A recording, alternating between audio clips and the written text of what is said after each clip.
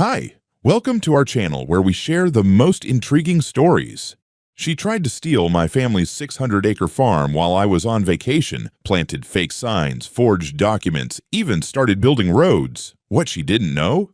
I'd set the perfect legal trap before I left. This isn't just a story about land, it's about revenge served Texas style. They say, land remembers. And if that's true, then every inch of my 600-acre farm has a memory of my family etched into it. Hoof prints from generations of cattle, hand-dug fence posts, and the laughter of kids racing down dirt paths on bikes that barely held together. I'm James Randall, 43 years old, farmer by blood, bone, and every damn callus on my hands. My great-grandfather homesteaded this land in 1894, carved a life out of wild Texas brush and stubborn soil. He passed it to my father, and my father to me. This farm isn't just property, it's legacy. For most of my life, things stayed simple. Our land lay just outside the edge of town, peaceful, untouched, with rolling pastures, a creek-fed pond, and a forest patch thick enough to lose your troubles in. Then came Meadow Lake Estates. About a year ago, a developer broke ground just across the main road. I watched from my porch as the first wave of bulldozers rolled in, leveling mesquite trees and pouring concrete like they were trying to scrub the land clean of personality. Cookie-cutter homes sprouted up faster than weeds after a rain. Every one of them painted beige with a picket fence and a forced smile. And smack in the middle of it all was the queen bee herself, Karen Baker, self-declared president of the newly formed HOA. Karen was the kind of woman who looked like she ordered her personality off a corporate website. Crisp, polished, and dangerous in a PTA meets dictatorship way. The first time we met, she showed up at my gate in a perfectly tailored pantsuit, holding a clipboard like it was a sword. She introduced herself with a rehearsed smile and handed me a pamphlet titled Harmonizing Properties, A Guide to Visual Cohesion. I blinked at it and said, "Ma'am, my cows don't read brochures." She didn't laugh. From that moment on, she had it in for me. Letters started arriving. The first was a friendly notice suggesting I repaint my barn to better match the evolving aesthetics of the area. The barn in question was over 80 years old and held up by more honor than nails. Then came complaints about the unsightly livestock noises at dawn. It's a farm, Karen. That's called nature's alarm clock. Things escalated quickly. One afternoon, I caught two teenagers flying a drone over my cattle pasture. Turns out Karen had asked her neighbor's kid to survey visual inconsistencies on the perimeter. I waved it off at first. Maybe it was just HOA overreach. But then she started showing up with suggestions for merging our fencing lines and creating a community greenbelt corridor that would, surprise, cut right through my best grazing field. She even once asked if I'd ever considered the tax advantages of parcel donation. I told her the only thing I'd be donating was a boot print if she ever stepped foot past my fence uninvited. You see, the real danger with people like Karen isn't that they want control. It's that they think they already have it. I was starting to feel like a lone sheriff in a town that hadn't realized the outlaws were already moving in. That's when I started preparing, quietly, thoroughly, because a storm was brewing. And while Karen thought she was playing chess, she didn't realize I'd already set the board. After months of snide letters, unwanted visits, and drone flybys from Karen's little HOA empire, I knew one thing for certain. Peace wasn't going to come from pretending this was all just a misunderstanding. No, this was targeted. And it was only going to get worse. That's when I decided we needed a break. My wife Rachel had been saying it for months. Let's take the kids somewhere, even just for a week. So we did one better. We planned 2 full weeks at my buddy Cole's ranch up in Wyoming. Fresh air, fresh faces, and no HOA presidents with superiority complexes in sight. But I wasn't leaving without preparing for war. I'm not a paranoid man, but I've seen what people with too much time and too little jurisdiction can do. Karen didn't want friendship. She wanted expansion. Every polite word she said was just cover for a slow, creeping grab at control. And if I left without locking things down, I had no doubt she'd take my absence as an invitation. So I started building my safety net. First, I went to the county office and reconfirmed our property lines, all 600 acres down to the inch. I had the surveyor update everything digitally, geotag it with satellite overlays, and file it under both state agricultural protection status and historical land classification. That alone added layers of bureaucracy no HOA committee would want to touch without a swarm of lawyers. Next, I met with my attorney, Lucas Sharp, smart, mean in court, and polite enough to make people nervous. Together, we crafted a notarized directive. If anything happened on my land, trespass, construction, or even signage placement, he had full authority to file for immediate injunctive relief and initiate a civil claim for unlawful encroachment. No need to wait for me, just pull the trigger. I also added a wrinkle most people wouldn't think of. I registered the farm as a protected agricultural trust with an inherited land clause. That meant any attempted change in land status, zoning, ownership, or usage required court approval even if it was forged. It was like installing a legal landmine. Finally, I installed some hardware. I'm talking motion sensors at the far edges of the fence, pressure pads under the gravel at the west entrance, and a few solar-powered trail cams disguised as birdhouses. Even had a buddy from the volunteer fire department help wire up a solar battery backup for the house system, just in case someone got cute with the power lines. Rachel raised an eyebrow when she saw me zip-tying one of the cameras to a fence post. "You prepping for the apocalypse or just HOA?" I smirked. With Karen, I'm not sure there's a difference. Before we rolled out, I handed everything, documents, footage backups, authorization letters, to Lucas in a sealed envelope labeled simply, "If Karen gets ideas." And just as we were packing up the truck, I paused at the edge of the porch and looked out over the pastures. The cows were chewing lazily. The barn stood quiet in the dusk. Everything was in place. If Karen made her move, I'd know, and she'd regret it. With one last look at the land my great-grandfather carved from dust, I muttered under my breath, "Try me, Karen." And we drove away. We'd only been in Wyoming a week. I was out by the grill with Cole, flipping steaks and talking cattle prices, when my phone buzzed with a message from Old Man Harvey, our nearest neighbor back home, and the unofficial keeper of all back fence gossip. It was a photo.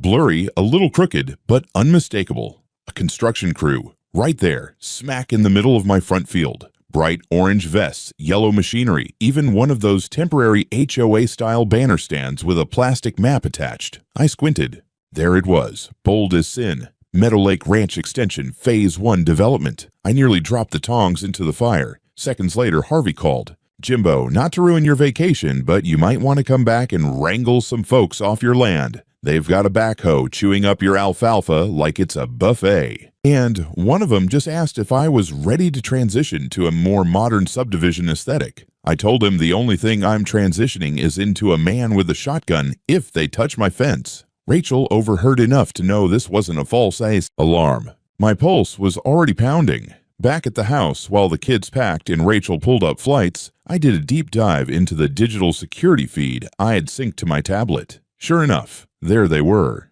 Workers marking out lots with orange flags, surveyors spraying lines, and worst of all, new signage mounted on metal poles that hadn't been there a week ago. One of them read, "Welcome to Meadow Lake Ranch Extension. Private HOA property. Members only." I could feel my molars grinding as I switched camera views. There was a security guard leaning against one of my fences, wearing a Meadow Lake Estate security jacket and sipping coffee like he owned the sunrise. And then she appeared, Karen, in sunglasses, khaki slacks, and a branded Meadow Lake windbreaker, clipboard in hand, walking the property line like some kind of suburban Caesar. She was pointing out where the green space would go, right over my family's garden patch. I watched her gesture toward my barn, my grandfather's barn, then speak into her walkie-talkie. I don't know what she said, but the guy next to her nodded and started directing a bulldozer toward it. That's when I realized she wasn't just pushing boundaries, she thought she'd already won. My jaw locked so tight I could feel my heartbeat in my teeth. They'd moved fast, too fast, faster than any legal operation ever should. But then again, people who know they're breaking the law tend to work quickly and sloppily. Turns out, Karen had filed a petition with the municipal zoning office claiming my property had been abandoned. She submitted fake affidavits signed by me and my wife, stating that we'd ceded the land to Meadow Lake Estates for a shared community initiative. To give it extra flair, she even attached a forged addendum saying we'd requested immediate HOA oversight during our absence to ease the transitional phase. There were even copies of our supposed signatures, which were laughable. Mine looked like someone tried to draw cursive with a crayon in their mouth. Rachel's was spelled wrong. Twice. They didn't just trespass. They tried to erase us. I couldn't believe the sheer audacity. In what universe did anyone think a 600-acre legacy farm could be folded into a suburban HOA like it was an abandoned pool house? But she thought I was out of reach. And that made her sloppy. She didn't know about the cameras. She didn't know about the motion alerts. She didn't know about the notarized landlock clause filed just weeks before. And she sure as hell didn't know I'd left the legal equivalent of a landmine, waiting for anyone dumb enough to cross the line. So as Karen installed her fake signs and her bulldozer traced a line through my clover field, she didn't realize she was standing squarely inside a legal trap with a blinking red light. And, oh, I couldn't wait to spring it. We pulled into the long gravel driveway at dawn, dust curling in the red morning light, the familiar creak of the front gate groaning open like the land itself had been holding its breath. But the second we crested the rise, I knew the worst was true. There were signs everywhere. Large white placards with green and gold lettering. Meadow Lake Ranch Extension, future site of HOA lifestyle amenities. Someone had the gall to staple one right onto our century-old wooden fence like it was a damn bulletin board. My barn had orange tape around it like a crime scene. My pasture had been carved into crude plots with spray-painted numbers. A surveyor's drone buzzed low overhead, as if we were cattle waiting for slaughter. But the final straw, there in the center of the field where my kids used to play football every fall, stood a portable HOA kiosk with a uniformed teenager handing out brochures. I stopped the truck, slowly opened the door, and stepped out like I was walking onto a battlefield. Rachel stayed silent. The kids peeked out from the back seat, wide-eyed. Even Dagger, our old shepherd, let out a low growl. Then I saw her, Karen Baker, standing beside a cement truck, hair pinned up, designer sunglasses perched like a crown. She was holding a Starbucks cup and barking orders into her phone, gesturing toward my barn like she was planning its demolition during brunch. I walked right up, slow and steady. She noticed me halfway through her monologue and froze. Then, that awful patronizing smile crept across her face like oil on water. "Oh, Mr. Randall, back so soon. We weren't expecting you for another week. But it's perfect timing. We've made some amazing progress already. You'll love the new layout." I didn't say a word, just handed her a crisp envelope, my legal notice, then turned to wave down the black SUV that was just pulling onto the gravel road behind me. Lucas Sharp, my lawyer, stepped out first, followed by Deputy Marshal Griggs, a towering man with the patience of a cactus and the authority of a wrecking ball. Behind them came Judge Hamilton's clerk, holding an official court order like it was a sword of divine justice. Karen's smile faltered. Lucas walked right past her and pinned a copy of the emergency injunction to the HOA kiosk. Another went on the cement mixer. Griggs, meanwhile, addressed the construction crew.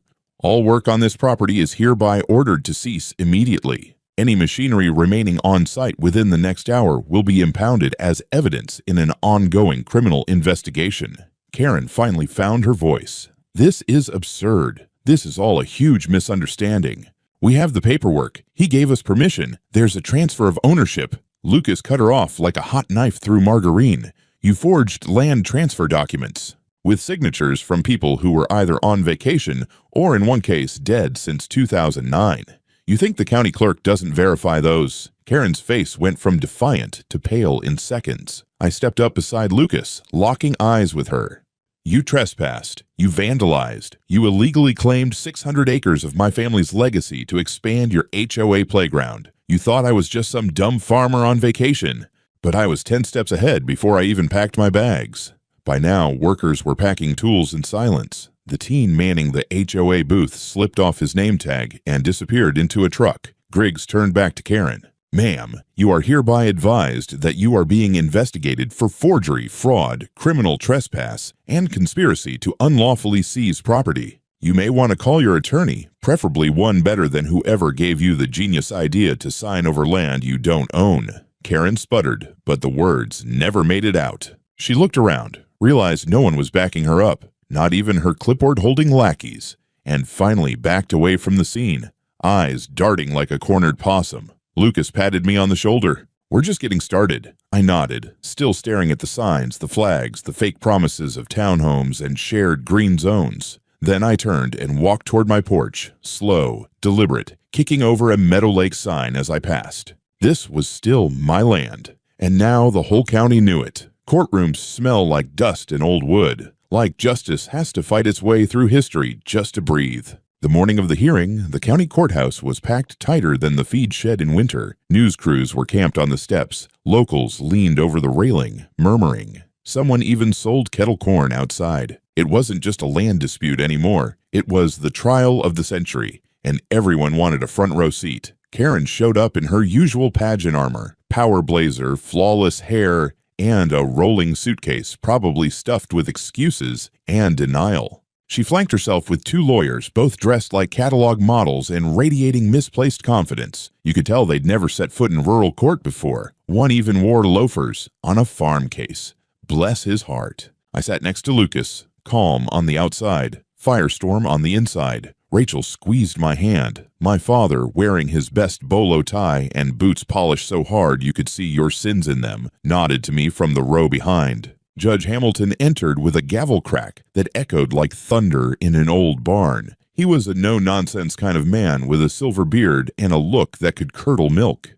"Let's get one thing straight from the jump," he said, fixing Karen's table with the intensity of a branding iron. "We are here to determine whether a private citizen's 600-acre farm was illegally claimed by a homeowners association through forged documents, false filings, and trespass. So I hope you all came prepared to prove miracles." Karen's attorney rose. "Your Honor, I'd like to submit."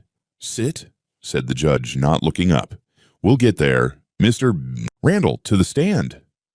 I took the oath, sat down, and told the truth, the full truth, every rotten detail from Karen's first friendly suggestion to the day I pulled into my driveway and found bulldozers chewing up family soil. Lucas then projected photos from our security system, time-stamped, GPS tagged. The jury leaned in. Then came the signed forms, dozens of them, Karen's evidence of my consent. Lucas handed one to the judge.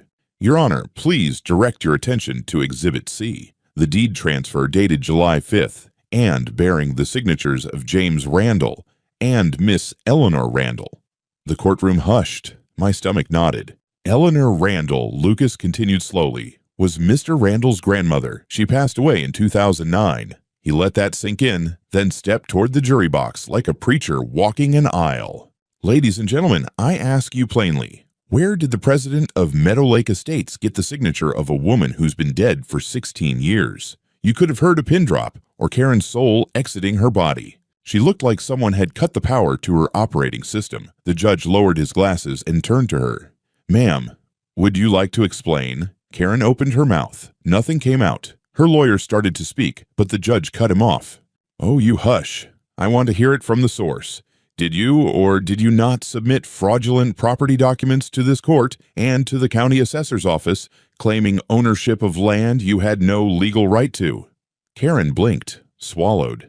"There may have been a clerical error." Laughter erupted from the gallery. Judge Hamilton banged the gavel. "One more outburst and I'll clear the room, though I admit that was one of the more imaginative euphemisms for felony forgery I've heard." Lucas wasn't done. He brought in our forensic handwriting expert, some quiet lady with a microscope and a laser pointer, and she laid out a brutal timeline showing how every one of Karen's transfers had been digitally manipulated, traced from outdated property scans, and riddled with inconsistencies. Then came the coup de grace. We'd subpoenaed Meadow Lake HOA's internal emails. Buried in them was a message from Karen, sent 2 weeks before we left for Wyoming, titled simply, "Acquisition Plan, Randall Parcel." She'd literally labeled it Acquisition, like we were a shopping list. When that email went up on the projector, the jury collectively leaned back. One of them muttered, "Wow." The judge sighed like a man who'd seen too much. "That's enough," he said.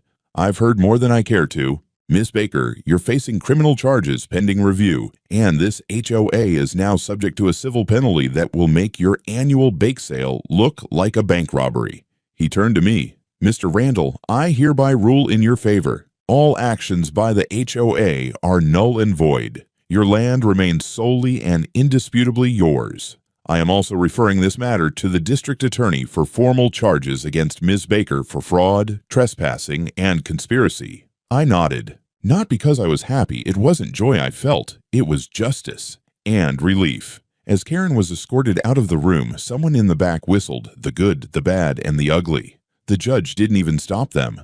The first morning after the trial, I sat on my porch swing with a fresh cup of coffee, watching the sunrise creep over the barn roof like it was trying to apologize for the chaos. It was quiet, not suspicious quiet, earned quiet. The kind that settles over a place when justice finally does its job. Across the way, the once bustling Meadow Lake estates looked still. The construction crews were long gone, replaced by silence and sideways glances from neighbors too embarrassed to wave. I didn't blame them. Some of them had bought into Karen's gospel of growth, probably without knowing she was orchestrating a slow-motion land heist. Now they were just trying to figure out what HOA even stood for anymore. Harassment over agriculture, maybe? As for Karen, oh, she got what was coming. The sheriff's department booked her that same day after court. Charges pending for fraud, trespassing, forgery, and conspiracy to defraud private landowners. The local news ran her mugshot under the headline, Queen of HOA, caught in cattle country caper. My personal favorite was a meme that went viral. Karen's face photoshopped onto a cowgirl's body with the caption, tried to ride the ranch, got.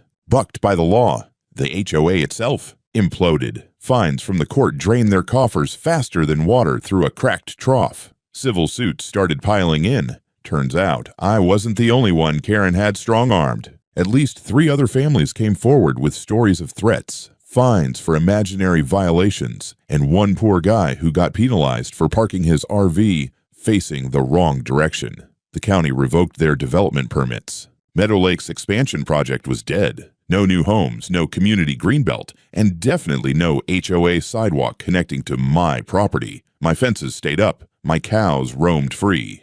And my land? Officially registered as a protected, privately held historical estate, immune to rezoning or annexation, Rachel started planting a new garden near the barn. The kids helped me repaint the front fence just because it felt right to give the old place a fresh coat after everything. Even Dagger seemed to walk with a little more pride. Lucas got offered a write-up in a legal magazine for the case. He politely declined and instead brought over a bottle of whiskey and said, "We ought to name that pasture after her. Karen's Folly." I laughed so hard I almost fell off the porch. One night, my dad rolled out his old record player. We sat under the stars with a couple of neighbors, folks who used to be on the fence, now firmly on our side. He put on Johnny Cash, cracked open a few cold ones, and said, "I always knew your stubborn streak would come in handy."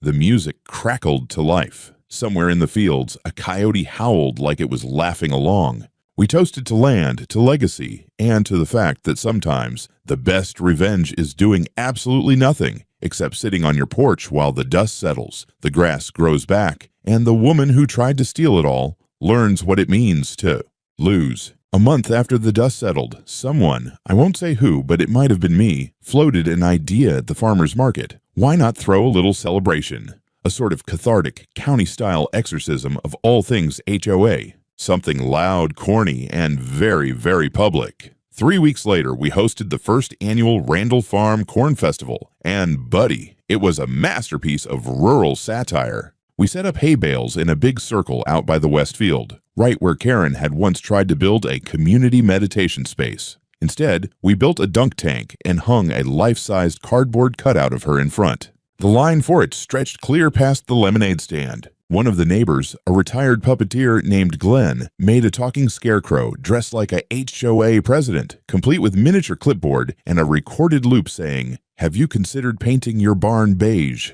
Every time someone walked by, it added, "Violation noted." Kids ran wild in the corn maze shaped like the words private property. We even had a Guess That Forged signature booth with copies of Karen's fake documents. Winner got a custom mug that read, "I survived the HOA heist." My personal favorite, we repurposed the very same Meadow Lake Estates sign they'd tried to mount on my land, spray painted over it in bold red. "You are now entering Randall Farm.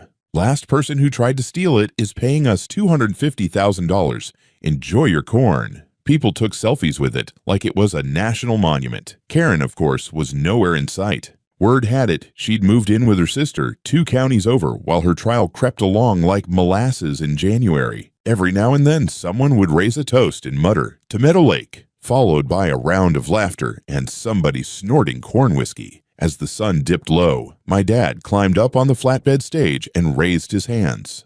"Folks," Sanahi said, We've had a hell of a year, but tonight, we're not just celebrating that the land stayed where it belongs. We're celebrating that when somebody tried to fence us in, we didn't fold. We hosted a festival. That's country justice. The crowd hollered. Someone started playing banjo. Kids lit sparklers. Rachel handed me a plate with cornbread, ribs, and pie, stacked like a patriotic tower. And as I looked out over my land, still mine, still free, I thought, maybe next year we'll make it a tradition. Because nothing says victory like sweet corn, good neighbors, and a dunk tank named Karen.